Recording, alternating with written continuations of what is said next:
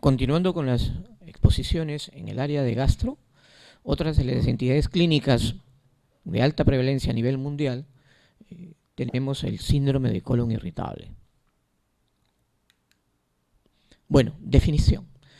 Indudablemente es un trastorno funcional que afecta al aparato gastrointestinal, básicamente, pero sin embargo tiene repercusiones en otros sistemas. Este trastorno digestivo es caracterizado por las alteraciones a nivel de los hábitos intestinales y la presencia de dolor abdominal en ausencia de estructuras digestivas orgánicas anormales. Entonces, no olvidemos y recalcamos que el síndrome de colon irritable está básicamente relacionado con alteraciones tanto en el ritmo y en la frecuencia y la consistencia de las heces y la asociación con una sensación de dificultad, disconfort abdominal o dolor abdominal propiamente dicho. La epidemiología. Esta entidad clínica afecta tanto a varones como a mujeres. Sin embargo, existe un predominio a nivel de las mujeres. Un 10 a 20% está afectado en el grupo etario de los adultos y también en los adolescentes. Existen dos picos en los cuales podemos identificar esta patología por intermedio de los síntomas digestivos, y este está presentado a nivel de los 20 a los 40 años y un segundo pico entre los 60 y 80 años. Sin embargo, es de predominio en menores de 45 años. En relación a lo que es la fisiopatología, en realidad no existe la etiología en sí de esta enfermedad. Sin embargo, podemos encontrar y demostrar algunas alteraciones en todo el tracto gastrointestinal y otros. No olvidemos que existe, ¿sí?, en esta patología un trastorno de la regulación del sistema nervioso central en relación al sistema entérico. Existen anormalidades psicológicas que pueden estar involucradas en este tipo de patología. Existe una hipersensibilidad visceral. Además, algunas alteraciones o anomalías motoras a nivel del aparato gastrointestinal. Evidentemente existe una correlación con un sobrecrecimiento bacteriano relacionado en sí con un colon irritable postinfeccioso, así como también una respuesta inmunitaria exagerada y a la vez una respuesta inflamatoria de la mucosa elevada frente a esta entidad. Entonces, ante todas estas situaciones, tenemos en cuenta que esta patología enfocarla de una manera multifactorial y multidisciplinaria.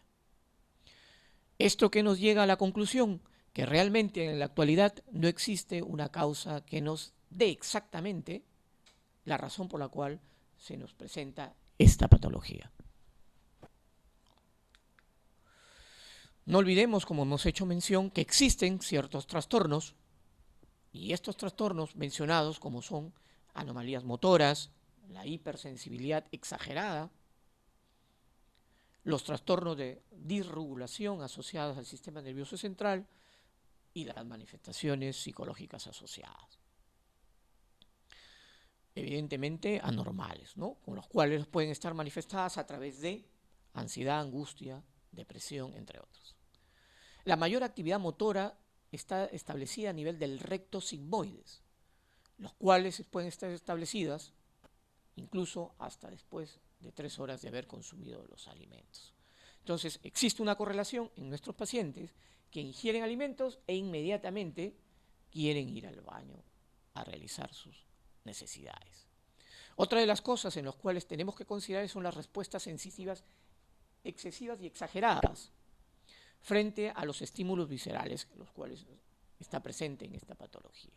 Estos mecanismos están en relación, básicamente, al incremento de la sensibilidad del órgano final, en este caso el intestino grueso, básicamente, la hiperexcitabilidad espinal con activación del óxido nítrico o nitroso de acuerdo a su evolución, la regulación endógena de la transmisión nociceptiva caudal y la hiperalgesia a lo largo plazo, a causa de un desarrollo de neuroplasticidad. A su vez, a nivel de los trastornos de la regulación del sistema nervioso central, tenemos en consideración que existe una respuesta a la estimulación colónica distal, la cual permite a través del cínculo, a nivel de su corteza, una mayor actividad en aquellos pacientes que presentan esta entidad.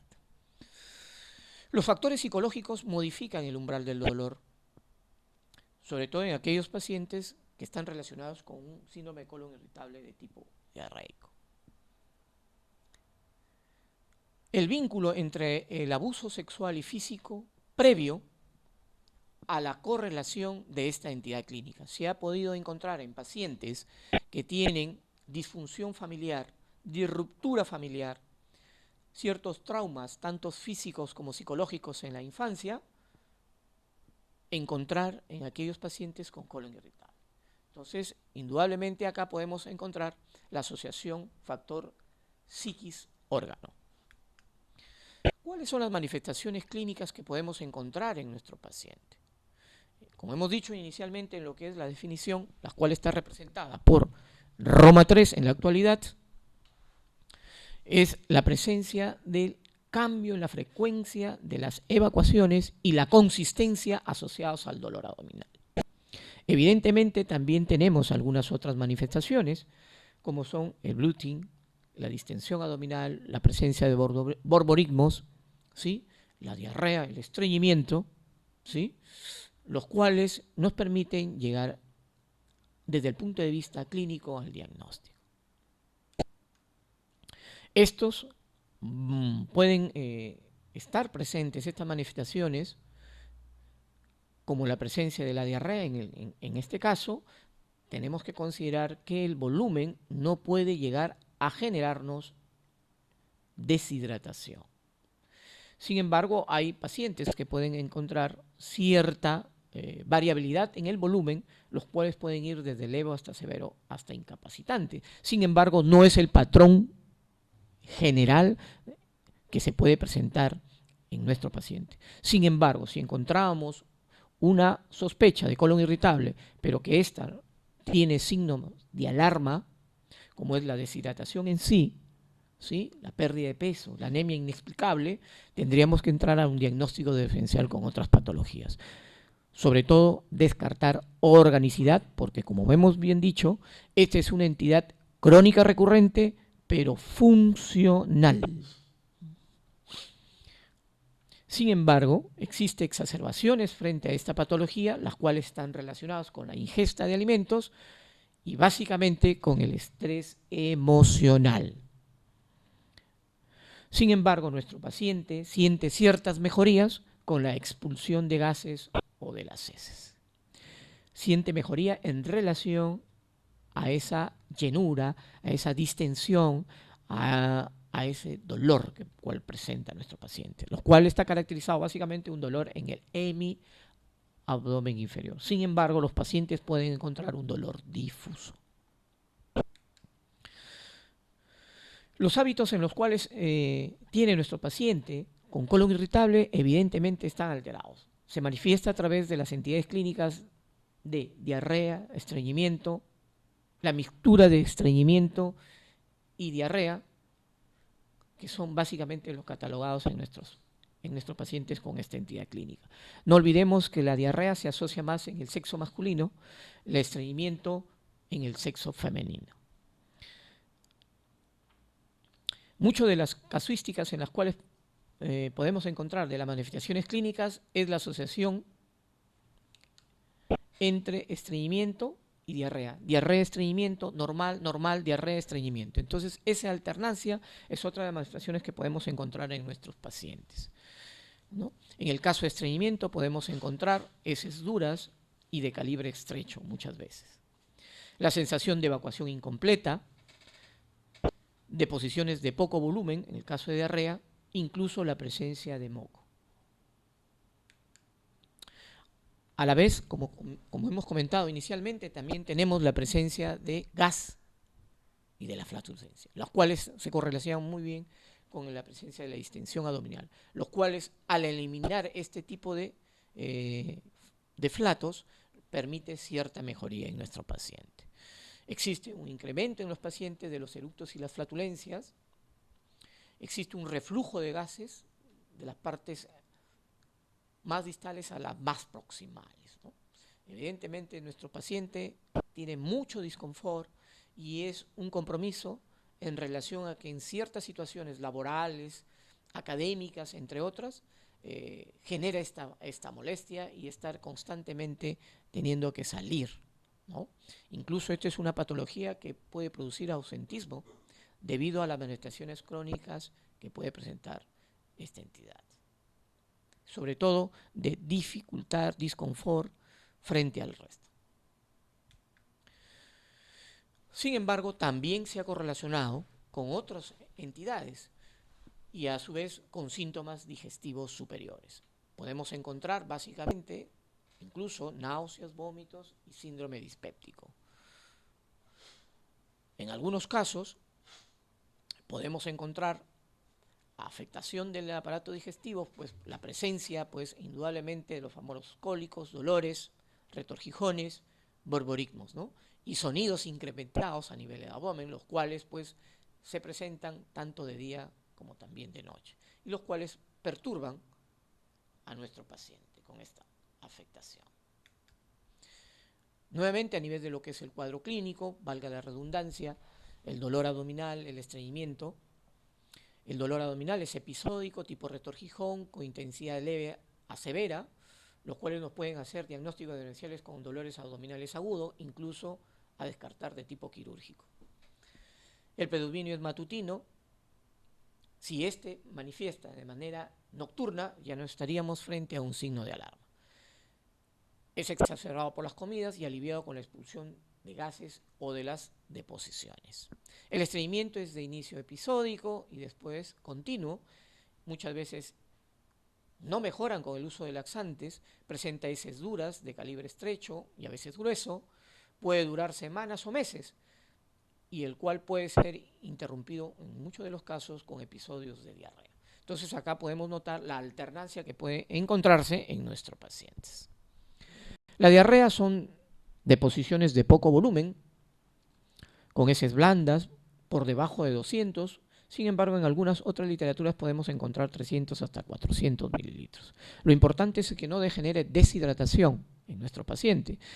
En el caso de que suceda y fuera muy abundante asociados a otras sintomatologías, no olvidemos que tenemos que descartar siempre organicidad. Este a su vez puede acompañarse de moco, no es nocturna, no causa mala absorción ni pérdida de peso. Caso lo contrario, nuevamente tendríamos que estar en el screening de descartar organicidad. Bueno, como hemos notado, las diferentes manifestaciones clínicas que presenta nuestro paciente, dentro de ellos hacer nuevamente mención a la distensión abdominal, ¿sí?, a los eructos, la flatulencia, el meteorismo, la dispepsia, la presencia de náuseas, vómitos, la sensación de evacuación incompleta, ¿sí? Podemos encontrar incluso dolor retroesternal de origen esofágico, saciedad, ¿no? Y finalmente también otra entidad asociada, frecuentemente ligada a estos pacientes, es la enfermedad de reflujo gastroesofágico. No olvidemos que es un problema funcional y con el mismo puede haber otros trastornos funcionales asociados al aparato digestivo. Diagnóstico. Bueno, como hemos mencionado, para el diagnóstico utilizamos los criterios de Roma 3, ¿no?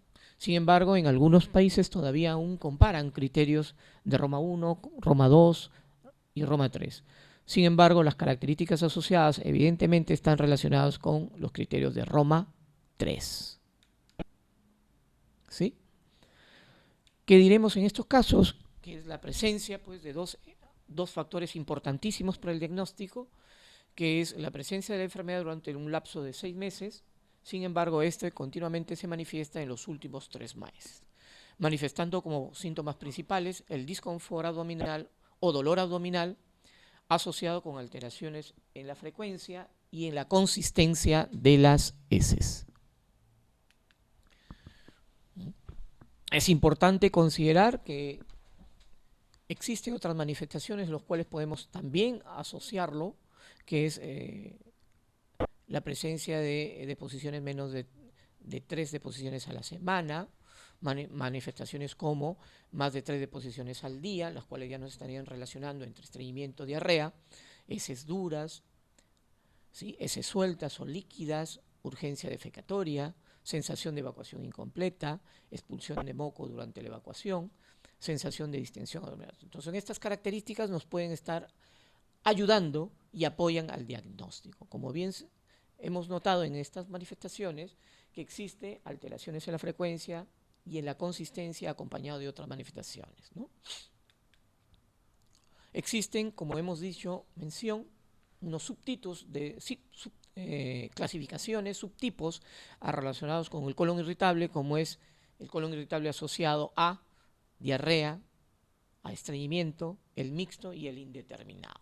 Entonces, en el tipo estreñimiento encontraremos heces duras, voluminosas, mayor del 25% y deposiciones sueltas o blandas o líquidas en menos del 25% de las deposiciones. En el tipo diarrea, heces blandas, sueltas o líquidas, mayor del 25% de las veces, y heces duras y voluminosas, menos del 25% de las deposiciones. En el mixto encontraremos heces duras o voluminosas, mayor del 25%, y heces sueltas o líquidas, mayor del 25% de las deposiciones. Y en el determinado, en el cual todavía es una alteración, en el cual no se ha definido cuál es el patrón típico de esta entidad. Acá tenemos la escala de Driscoll, que es una clasificación de cómo está presentando nuestros pacientes sus deposiciones. El 6-7 está relacionado, pues, evidentemente con la diarrea, el tipo 1 y 2 con la constipación, y el tipo 4, que es básicamente el normal. Diagnósticos diferenciales, evidentemente tendremos diagnósticos diferenciales como una entidad crónica, con estreñimiento crónico, con diarrea crónica y dolor abdominal crónico. Entonces podemos encontrar una serie de situaciones clínicas que pueden afectar al aparato gastrointestinal, entre de ellas las más frecuentes, la intolerancia a la lactosa, intolerancia a ciertos alimentos, algunas infecciones agudas asociadas básicamente, como por ejemplo E. coli, tenemos también algunas parasitarias como la Giardia alambria, entre otros. Una de las situaciones también que hay que entender y comprender, y la alta prevalencia que está encontrándose en la actualidad, es la enfermedad celíaca, ¿sí? Enfermedades asociadas al intestino, tanto delgado como grueso, como sería la enfermedad inflamatoria intestinal, manifestaciones como el síndrome dispéptico, la cual está representada a través de la úlcera péptica, la enfermedad diverticular del colon, los famosos cánceres, tanto de colon como de estómago, y finalmente las isquemias intestinales. Entonces hay un conjunto de entidades los cuales nos van a permitir hacer el diagnóstico diferencial, siempre y cuando tengamos una buena historia clínica, lo cual nos va a representar el diagnóstico en esta entidad. Algunos estudios de gabinete y laboratoriales en los cuales podemos solicitar en nuestros pacientes, ante la sospecha de una entidad, debemos de considerar si es que nuestro paciente con la hipótesis diagnóstica de un colon irritable, tenemos que encontrar signos de alarma o factores de riesgo asociados a alguna patología, los cuales nos van a permitir descartar estas entidades y quedarnos con el famoso síndrome de colon irritable. Entonces, evidentemente hay que solicitar algunos exámenes, como es la biometría hepática, determinación de algunas hormonas, como es el perfil tiroideo, la prueba de la detección de sangre oculta en las heces, el famoso Tevenon en heces. Finalmente, podemos solicitar un estudio mucho más completo, que es la presencia o la solicitud de la colonoscopía, lo cual nos va a permitir evaluar los segmentos del colon y la parte distal del ilio. ¿Ante qué situación podemos solicitar? Ante pacientes que pueden originar de manera brusca, ¿no? Tanto la diarrea como la el estreñimiento, pacientes mayores de 50 años, los cuales han presentado de repente antecedentes familiares de enfermedad inflamatoria intestinal, antecedentes de cáncer, los cuales presentan hemorragia digestiva baja a través de una rectorragia, ¿sí? Antecedentes familiares que tienen enfermedad de Crohn, enfermedad de colitis ulcerativa o también la enfermedad celíaca. Entonces, tenemos algunos síntomas y signos que nos pueden considerar de alarma, como ya hemos hecho mención a algunos, como es la pérdida de peso inexplicable, la anemia, ¿sí? Los antecedentes, como hemos hecho mención, ¿sí? Así como también no nos olvidemos la presencia de linfadenopatías, la ictericia, la hipoproteinemia, la hipertransaminemia, entre otros. Es importante que en esta entidad descartemos organicidad, porque hemos dicho que esta entidad clínica básicamente asociada a los criterios de Roma III, de una manera clínica, también tenemos que tener la sospecha de descartar la organicidad evidente. ¿Cuáles son las medidas generales que podemos utilizar en nuestros pacientes? Es tranquilizar, como hemos dicho, hay un componente psicológico que afecta a estos pacientes, ¿sí?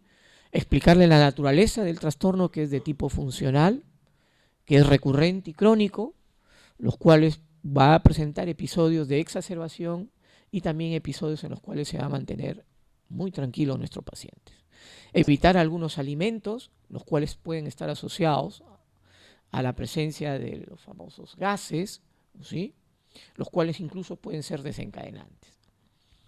El uso excesivo en un paciente con diarrea, dolor abdominal, distensión, evidentemente no le podemos dar alimentos que puedan exacerbar esto, como podrían ser algunas frutas y verduras, ¿no? Es importante recalcar una dieta baja en grasas, alta en proteínas. Hay que respetar los horarios. ¿Esto qué quiere decir de los alimentos? Esto quiere decir que hay que mejorar nuestro estilo de vida de una manera integral e integrada. Comer despacio, masticar muy bien, con tranquilidad. Reposar en el momento oportuno, no inmediatamente después de la ingesta de los alimentos. Hay que evitar algunas sustancias, como por ejemplo el alcohol, en algunos casos el consumo del café, el tabaco, ¿sí? Y como dije inicialmente, algunos alimentos que nos puedan generar gases, ¿no? Muy bien, hay que ingerir la adecuada cantidad de agua que es necesario para los procesos bioquímicos en el organismo. En los casos de estreñimiento, asociarlos a la ingesta de fibras. En este caso, fibras como por ejemplo tenemos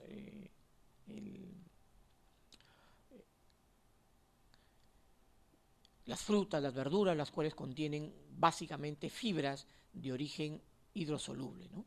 Los cuales van a permitir aumentar el bolo fecal y aumentar el peristaltismo y degenerar en nuestras deposiciones. No olvidemos que existen algunas situaciones en las cuales podemos concomitantemente encontrar otros trastornos asociados al colon irritable, como es la intolerancia a los lácteos. Entonces tenemos que de repente considerar estos alimentos, como son la leche y los derivados del mismo, que de repente eliminen la lactosa. Evidentemente también es importante la actividad física con regularidad, lo cual va a permitir mejorar los síntomas a través de la relajación de nuestros músculos. El tratamiento farmacológico indudablemente es otro de los bastiones en los cuales tenemos que tener en cuenta. Sin embargo, es importante no olvidarnos las modificaciones del estilo de vida, ¿sí? Los cuales involucra, ¿no?, mucha tranquilidad, consumo de bebidas líquidas, en este caso agua, y la actividad física. Hemos hecho mención que hay que eliminar algunos alimentos, ¿sí? Pero sin embargo podemos consumir en los casos necesarios, dependiendo el tipo de colon irritable, las fibras, dentro de ello el pan integral, las frutas con piel y verduras. Los suplementos como el salvado de trigo, ¿no?, los cuales pueden ser mezclados con los alimentos y fácilmente mejoran la patología asociada. Evidentemente también considerar que las dietas tienen que ser pobres en grasas y ricas en proteínas. Hay que comer despacio, con tranquilidad. Evidentemente, esto va a permitir la activación de mayores enzimas y de esta forma va a permitir una mejor digestión. Evite las comidas copiosas, ¿sí? De preferencia mucho más frecuentes. Generalmente nosotros consumimos 3 veces al día, pero podemos variar a 5 veces al día. Esto va a permitir mejor digestión y absorción de los alimentos. Es evidente que algunas sustancias como la presencia del té, el café, los chocolates, los dulces, los alimentos ¿no? ricos en estas sustancias, debemos de tratar de eliminarlos. Sin embargo, hay algunos alimentos que podemos consumir y otros eliminar. Por ejemplo, las bebidas gaseosas hay que tratarlas de eliminar totalmente.